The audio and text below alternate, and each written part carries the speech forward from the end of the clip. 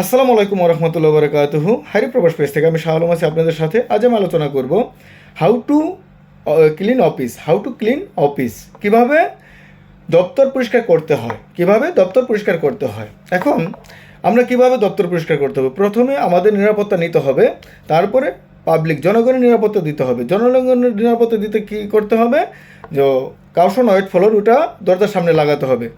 তারপরে কি করতে হবে, আমাদের দরজাটা সাফ করতে হবে, দরজার পরে ওয়াল সাফ করতে হবে, ওয়ালের পরে জানালা সাফ করতে হবে, জানালার ফ্রেমগুলি সাফ করতে হবে, তারপরে মনিটর সাফ করতে হবে, মনিটরের পরে কিবোর্ড সাফ করতে হবে, এটার পরে টেবিল সাফ করতে হবে, টেবিলের পরে সিপিইউ সাফ করতে হবে, তারপরে চেয়ার সাফ করতে হবে, তারপরে কার্ট্রিজ সাফ করতে হবে, যেটা ওয়ালের সামান্যতম উপরে ভাগে থাকে একটা র্যাকের মতো, ওইটাকে কার্ট্রিজ বলে, ওটা সাফ করতে হবে, তারপরে ফ্লোর সাফ করতে হবে। তাহলে আজকে আমরা জানতে পারলাম অফিস কিভাবে সাফ করতে হয়।